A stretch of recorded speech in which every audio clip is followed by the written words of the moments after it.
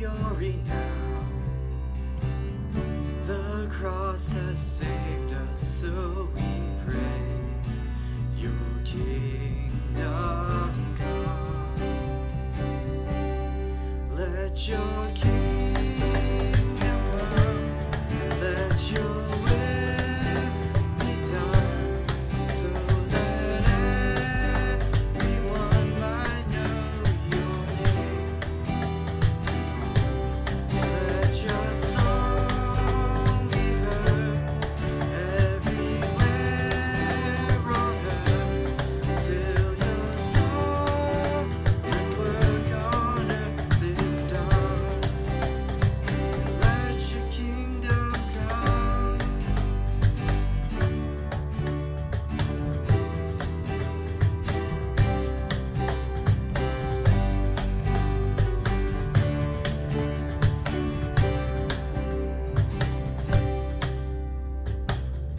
Give us your strength, O God, and courage to speak. Perform your wondrous deeds to those who are weak. Lord, use us as you want, whatever the task. By grace we'll preach your gospel till our dying breath. Let your kingdom come. Let your will be done, so that everyone might know your name. Let your song be heard everywhere on earth, till your sovereign work on earth is done.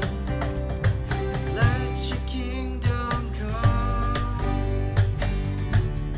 Let your will be done, so that everyone might know your name. Let your song be heard everywhere on earth, till your sovereign work on earth is done. Let your kingdom come. Let your will be done, so that everyone might know your name. Let your song be heard everywhere on earth, till your sovereign work on earth is done. Let your kingdom come.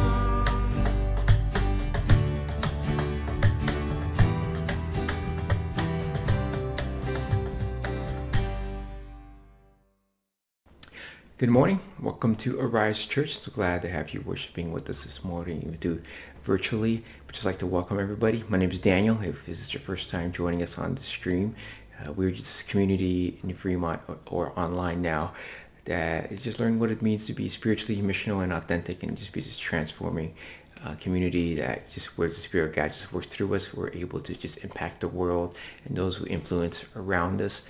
As we continue to connect, let's continue to just sing some songs to worship God, because He alone is worthy of all of our praise, and that's we sing because we're just so grateful for what He's continued to do in our lives despite all the circumstances that has been happening in our lives. A question I want to ask this morning is just kind of want us to think, perhaps get us chatting alongside of the chat box next to us, is just to think about it this way, is to think, what is a high or praise from your past week? We kind of started it a lot of times within our college small groups. We think, what is a high and what is a low in our weeks? We have plenty of time to share our lows sometimes when we're connected with one another, but there's so many good things that have happened, that God has been continuing to work in our lives. And what is one of those highs this past week? First thing you think of, like, man, God, I'm just grateful for this. And let's just share with one another. Let's share how God has been working through all of our lives. One or two things, just one thing. Sharing a side note, this week God was blank. Something happened, something helped you, motivate you, whatever that high or that praise is. Let's just encourage one another during this time. And we'll give about a minute for that before we head on back time to sing some more songs and continue with our worship.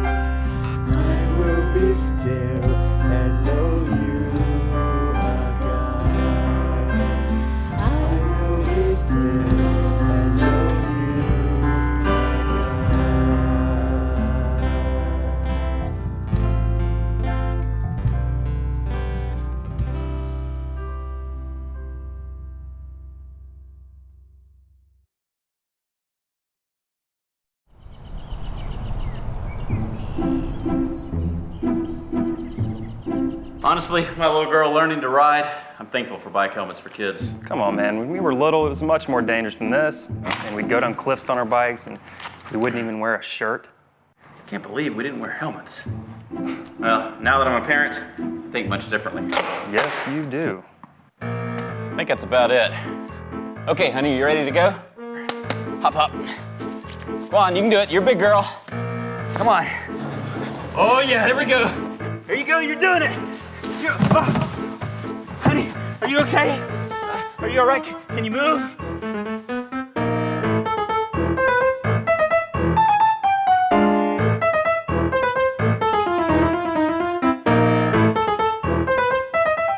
Can you help me over here?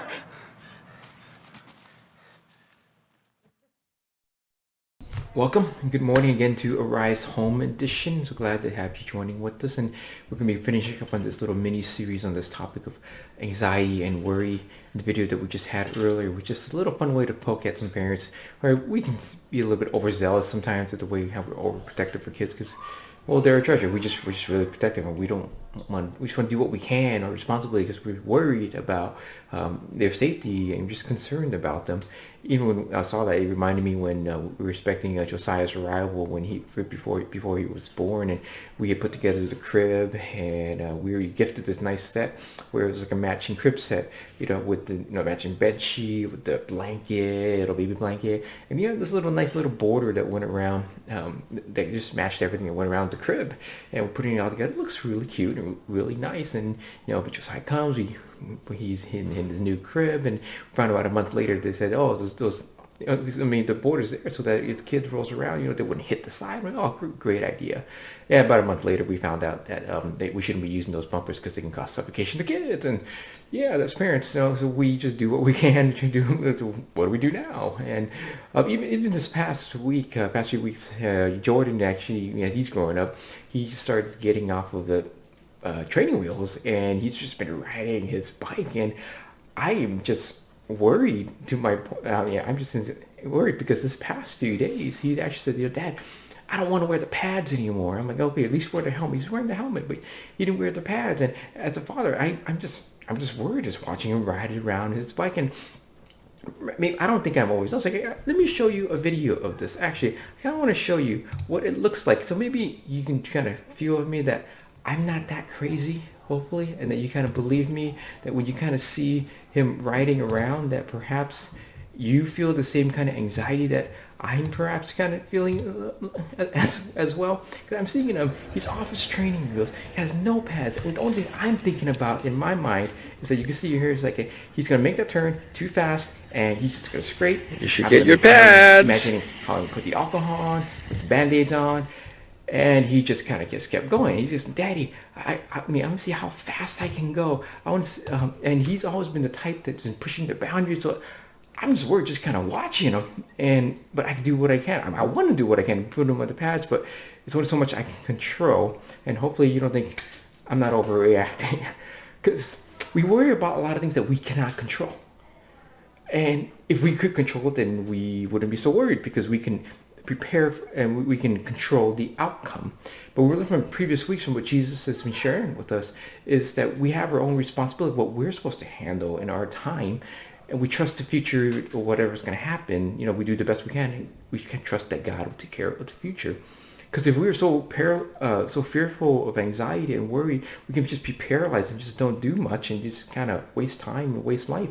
Because the more we worry, the more we're anxious, it really doesn't add another hour or so to our life. So we continue to study hard. We fill out that application. We start that exercise program.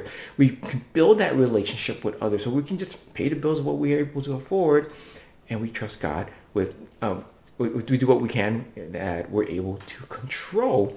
And then Jesus continued to teach his disciples on this topic of worry and anxiety, that while we're responsible for what we are, we need to shift our devotion to him, which directs our emotions. And because we trusted God so far in our lives, and it's only logical to continue to trust him. Why do we stop? And when Jesus talked to his disciples, he was telling us that when we trust, and all of a sudden we stop, because it's, oh, you little faith, it's, oh, you of little faith. How you can continue to trust up to a point, and then, well, why did you stop? I mean, we may have been filled out that application and you interviewed and you trust God for the outcome, that He will put you where the best place for you to be able to work. You know, we may have been accumulated a savings over time, and we're generous with what God has been giving to us, and we can trust God to continue to provide for us in the future. We can continue to love our kids and homeschool them as best as we can during the shelter in place, and we trust to the future, God, you will develop and you will continue to nurture them to be who you've created them to be. But we only can do what we control, and we trust that God as well, our devotion to Him, that we do it for His glory, and the outcome will be for His glory. In the end, is God's kingdom come, God's will be done, and we just take life day by day. Because one thing we have in common is the inability to control the future, which is why we worry. If we had a secure future, there wouldn't be any worries because we'd be able to determine the outcome and know exactly what happens. But then, in the same time, we're so much in the future that we just become obsessed with the future, and that's the only thing that we think about. And we're so much worried about what will happen that we forget about what has happened and what is happening. And a way to tell that if we've been overly obsessed over worry is that when we cannot appreciate the good things that have happened, is that we're so worried that we forget about what we've been able to accomplish so far, or how much God has done into our lives up until this point, because we just stopped trusting it. And we can focus so much on having this cushy retirement that we forgot to spend time with our kids. We can focus so much to plan on this one vacation, make sure all the details are ready, that when we actually get there, you had this time where you planned every stop where everything you want to go, and the whole trip was just making sure you had that plan, and then you weren't able to even relax and during your time off. And we can attain that dream that we finally have it, but then you realize, well, I don't have that community anymore. I don't have. I forgot to build relationships along the way, to develop, to build and share the joys or what's been happening in my life. So we lose sight that God has provided for us all our life, and ever since we were born, He's always provided for us all the way up until now. Why would He stop? Because we're so busy toiling and spinning and just living, working in life, that we've forgotten to look at the birds of the air and even see how well clothed the lilies of the field are. Because reality is, we forget that ever since we've been born, we've never been able to control our future. It's always been unpredictable. We've always only been able to do what we can in the moment, but over time, it's not something that we can just do over control. No one saw the shelter in place coming.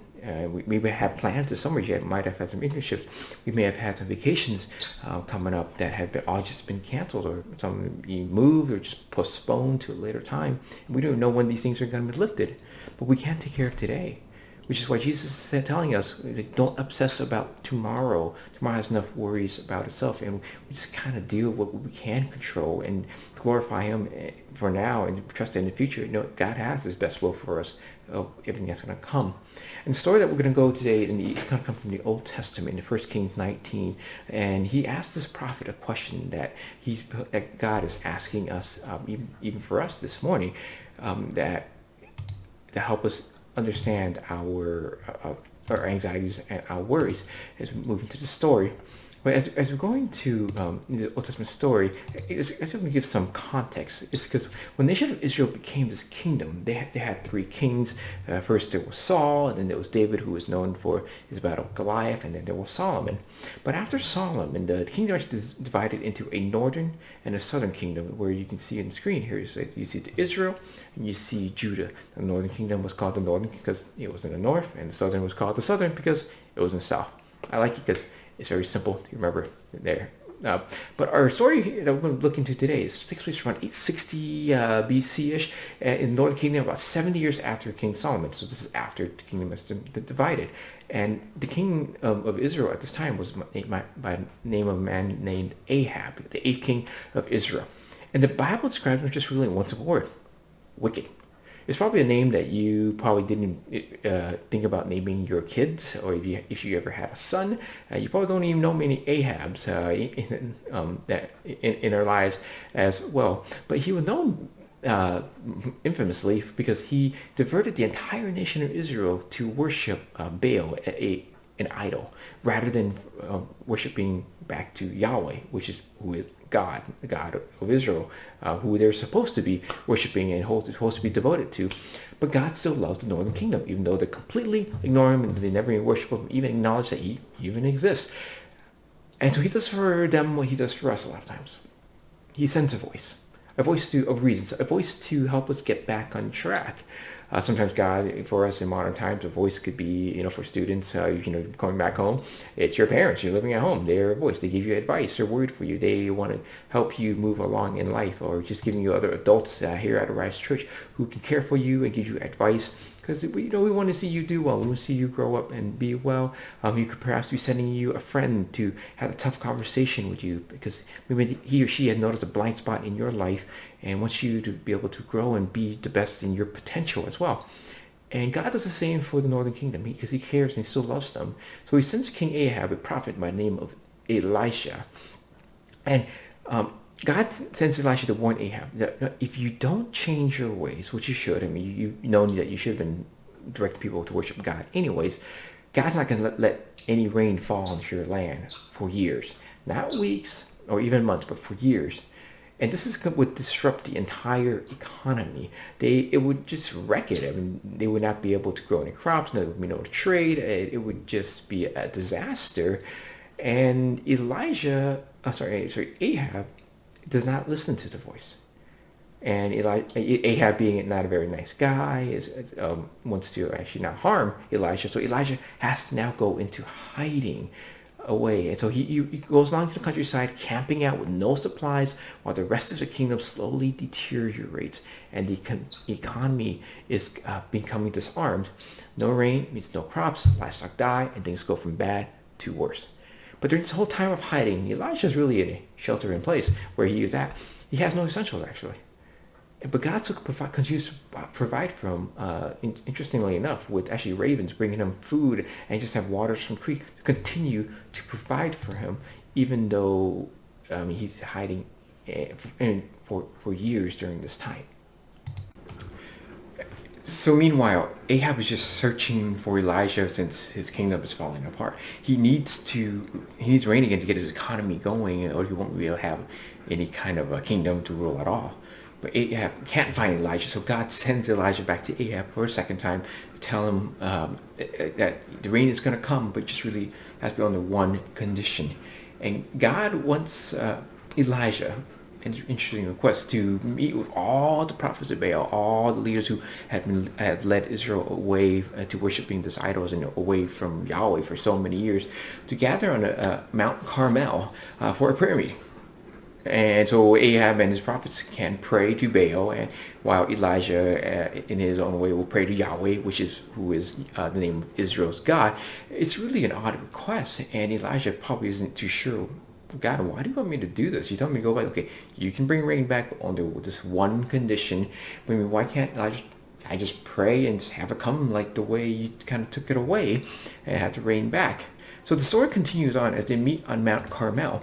Is that Elijah challenges his prophets of Baal and Asherah to a prayer duel, probably the best way to say it.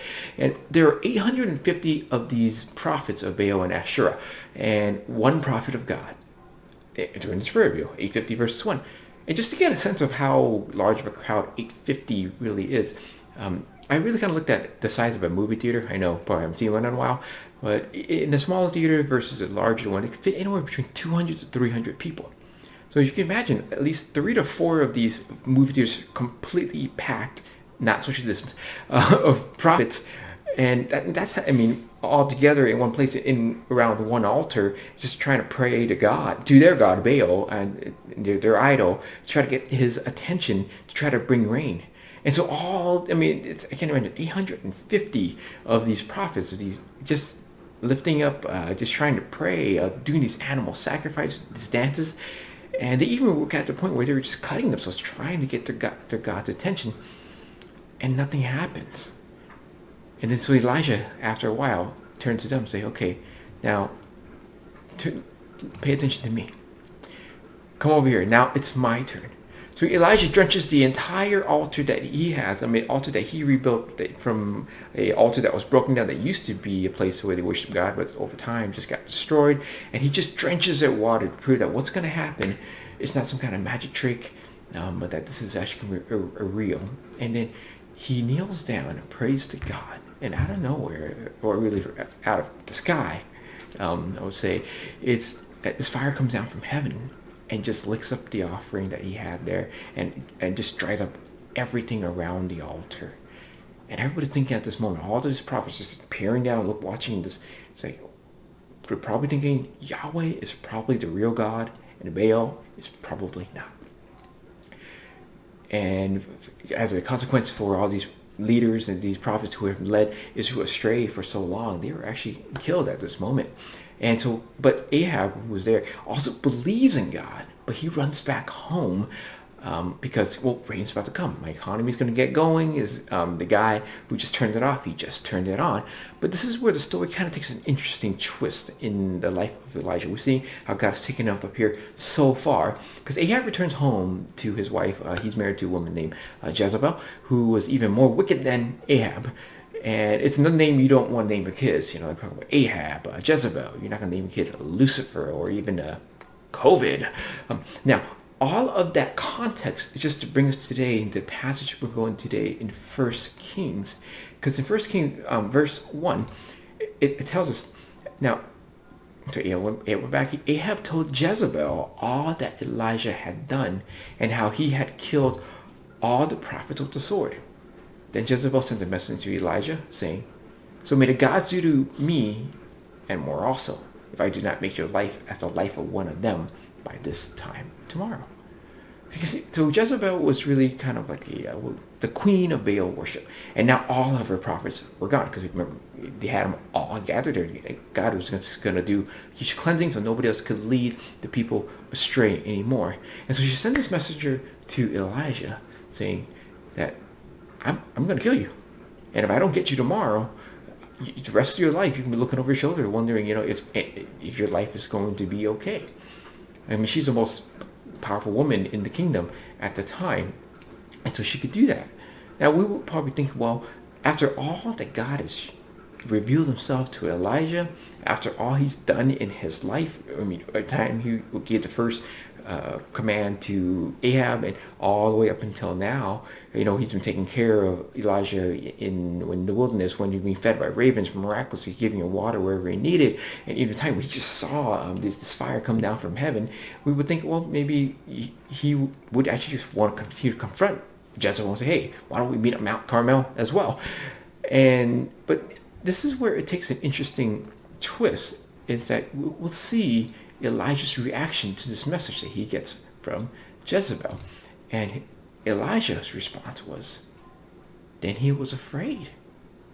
And he arose and ran for his life and came to Beersheba, which belongs to Judah, and left his servant there. Because the future was all of a sudden uncertain. He didn't know. He started to worry about tomorrow. And so he acted out in his fears. He just panicked. He was fine in the present, and when we worry, it's always going to be about tomorrow. And Elijah's thinking about, well, what about tomorrow? If she doesn't get me today, she's going to get me tomorrow. And so when he came to Beersheba, which is in Judah, this is in the southern kingdom. Remember, he's in the northern kingdom right now, and he's going down to the southern, which is really did about 100-mile trek, and he's going to go away for roughly about 2 weeks.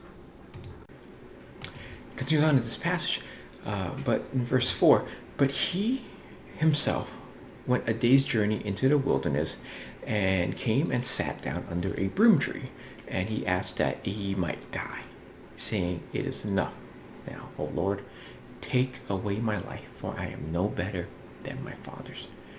Now, so a broom tree, it's a small tree that doesn't really provide much shade, and there's a picture here, I have it on the slide, that shows what it kind of looks like.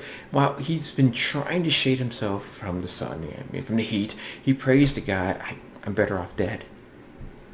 He's not in a great situation. He served God faithfully and is now worried about his life, and he'd just rather not live anymore.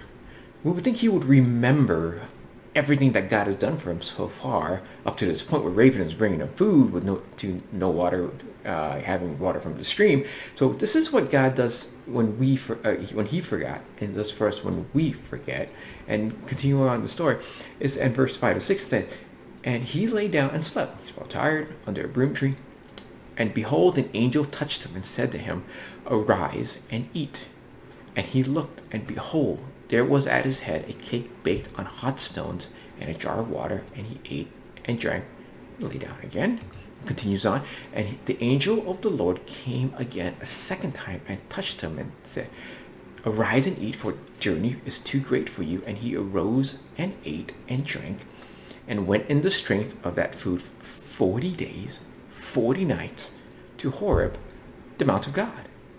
Because God still provides for him in the midst of complaining. Perhaps he was just hangry, but even in the midst of our forgetfulness of God's provision, God continues to love us. He never stopped loving Elijah. But Elijah now travels even further south to Mount Horeb. This is the place that they knew where God encountered Moses. So if God encountered him there, perhaps maybe Elijah's thinking, maybe I can encounter you there and maybe complain or talk to him there. When the entire time God has been trying to get his whole attention, and what God has shown him up in the past. But yet when he arrives in verse 9, we see him continuing the story. There he came to a cave and lodged in it. He's pretty tired. It's laying down a lot. And behold, the word of the Lord came to him, and he said to him, what are you doing here, Elijah? And I wonder if that's the question all of us should ponder when we begin to start going into the land of worry. What are you doing in the land of worry?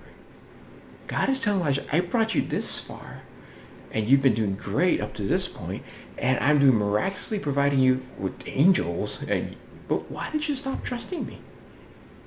It's just like Jesus telling his disciples, like we learned in the previous weeks, you little faithers. Oh, you have little faith. Why did you stop trusting in me? Yet we've allowed your anxiety, your fear and anxiety and worries to drive you to a place emotionally, physically, mentally, or spiritually that you should never have been in. And so what do we tell God? Similar to what Elijah tells God, as we see in his story, as we're learning from him in verse 10. So Elijah's response, he said, I have been very jealous for the Lord, the God of hosts. For the people of Israel have forsaken your covenant, thrown down your altars, and killed your prophets with the sword. And I, even I, am only left, and they seek my life to take it away. God, I don't know if you've been paying attention. Let me refresh your memory, God. And Elijah does what we do a lot of time. We try to tell God something that he already knows. Elijah is telling God, you know why I'm here. You told me to go to Ahab. You told me to turn off the water. You told me to have the prayer door. You told me, God, if you only had given me a better path in life, if your will was a lot more smoother, like the other prophets that I know of who kind of went to prophet school together and whatnot, if my life was just more like theirs, perhaps I wouldn't be in the situation I am. And he's complaining. And God responds to Elijah the way that he still responds to us today. In verse 11, and he said, go out and stand on the mount before the Lord. And behold, and where is God? The Lord passed by, and a great and strong wind tore the mountains and broke into pieces the rocks before the Lord. But the Lord was not in the wind. And after the wind, an earthquake, but the Lord was not in the earthquake. And so God tells Elijah, go out in the presence of the Lord. And Elijah says, I'm just going to sit right here. I'm tired of this. And he's paralyzed in worry and frustration. Why am I going to go out? Maybe perhaps if Jezebel followed him all the way over there, he's not going to go out. But God doesn't stop trying to get our attention as he's trying to get Elijah's attention, especially when we're the ones not paying attention to where he is anyways. And verse 12, but after the earthquake, a fire. But the Lord was not in the fire. And after the fire, the sound of a low whisper. And when Elijah heard it, he wrapped his face in his cloak and went out and stood at the entrance of the cave. And behold, there came a voice to him and said, what are you doing here, Elijah? Elijah finally steps out. He wraps himself up. He's like, I don't want to see it. I know, God, you're here. I don't look at me. I'm not going to look at you. Maybe he's ashamed at the moment, or just really doesn't want to talk to God. But perhaps by now, he finally remembers the fireworks that he just saw on Mount Carmel. Perhaps right now he's just remembering, wow, God, you have been providing for me for so many years, even in the midst of sheltering in place. And for the first time, God's asking him, or asking us, the same question that he's asking Elijah. What are you doing here? How do you trust in God all the way up until this point, and you kind of stop, oh, you of little faith, you little faither? Because today's worries can just crowd out the memories of God's past faithfulness. See, when people tell me about God moment stories in their life, and I'm just like, wow, that's really great to see how God has been moving in your life. And I just don't, try to remember, like, I just have to tell somebody, because if I don't tell somebody, I'm going to forget to tell somebody. And even within the staff, we've been, every week when we get together in staff meetings, we hear about how God is moving through different members of the congregation, and how God is just showing up and doing miraculous things. And we rejoice and we're glad. And we're trying to think of, how do we communicate all these great, amazing stories of how God, all these highs in someone's spiritual life, so that everybody else can kind of hear what is going on with other members of the church, and just so that we can just hear of a great story of encouragement, to remind us of how God it's been working in our life, and how we forget that he's part of our life when we're going through a tough season in our times in life. Because even for myself, when I get into this place of just worry and start thinking about the future and anxiety, I forget about how faithful God has been in my own life, and looking back, how much God has done so much up until where I am today in my life. And yeah, I forget. I always forget how much God has done, and it's because I worry. I'm a planner. If my plans don't happen, I start to worry of what's going on, and I try to slow down. I was like, take it day by day. Even during this shelter in place, when I got back onto Facebook, I was just reminded, one of the nice features they have Facebook memories, where on this day, 3 years ago, 5 years ago, 6 years ago, and you can see how much my kids are grown, or just things that I used to share, and these highs that that God was just so much involved. I mean, God has always been involved in my life, and I'm reminding myself, like, wow, how could I complain about what I'm in the situation now if I've seen how much of his faithfulness has been in the past? But it's because when we worry, we can't see the future clearly, because all we're seeing is our worries. Because we're so worried that we can't see God in our life, because it takes our attention off of him. That's what worry does. And when we allow that to happen in our lives, it takes us to a place that we shouldn't be emotionally, physically, mentally, or even spiritually.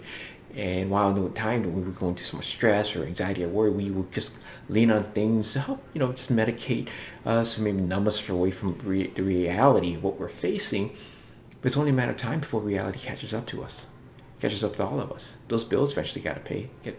That test or that paper is coming up. There's a due date on those, and our kids eventually will grow up. But we have to remember, we can take care of everything that we can today, and then let tomorrow take care. We'll get to tomorrow.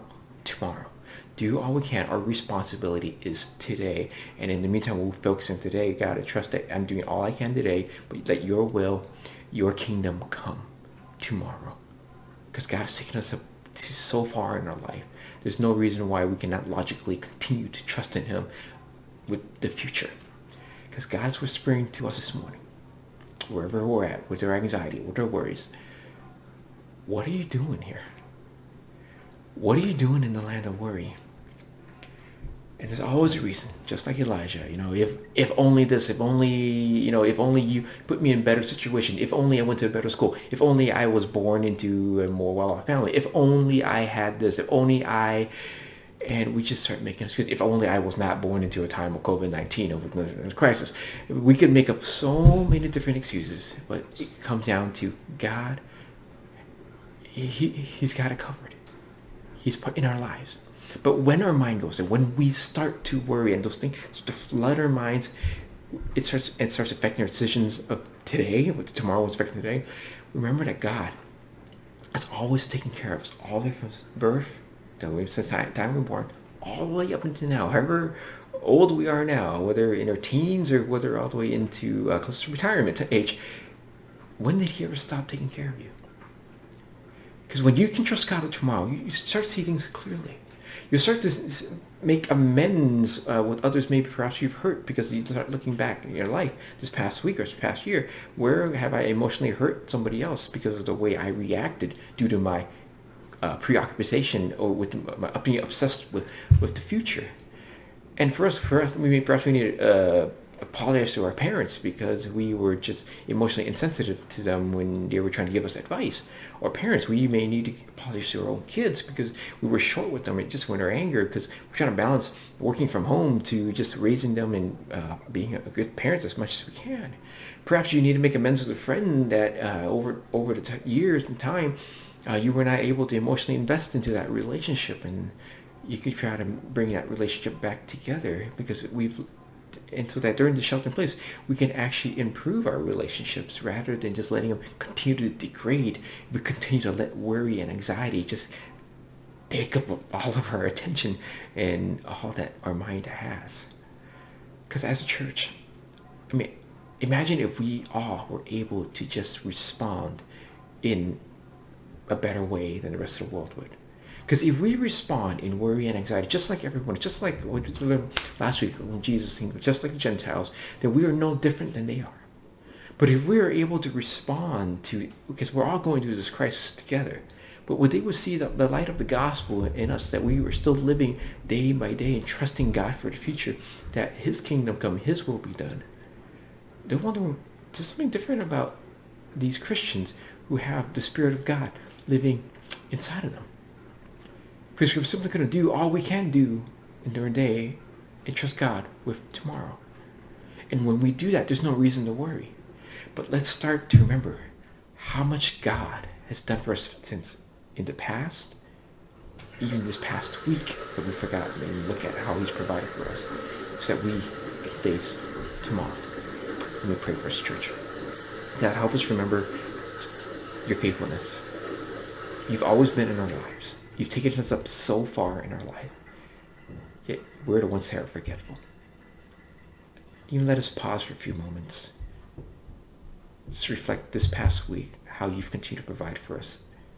Shelter, food, clothing, even though it may just be PJs. But yet we have so much more than we need. Yet we complain so quickly. Thank you for your mercy and your grace that you forgive us. Thank you that you will continue to love us even though we are forgetful of your faithfulness. But let us have the strength, Spirit, work through us this week, that when others see us living our lives online, or our coworkers digitally, or even our families at home, they would see someone who trusts in you for tomorrow and will handle the task of today, now. And will not let worry and anxiety overwhelm us, but will be overwhelmed by your grace and your love, that we utilize our days for your glory and for your kingdom, so that more people will know who you are, to understand that you died on the cross for all of our sins, and that one day we'll ultimately be with you in heaven. And that's why we do what we do, because that's why we can trust in you, because you've proven it by rising from the grave, and you've proven it to us in how you've worked in our lives up thus far, and how you continue to work in our future. And pray for church that we will respond the way we need to respond, so the world can see who you are. And in your name we pray. Amen. So we'll continue back a few time with another song of worship. Though we have discontinued meeting physically, our ministries have moved online, as well as our opportunity to worship through offering to support Arise Church.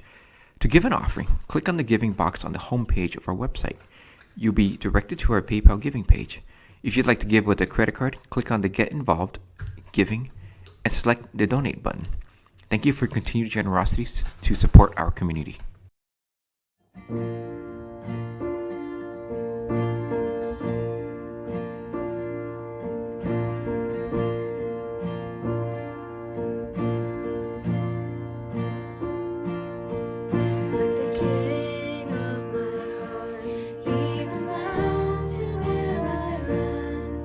The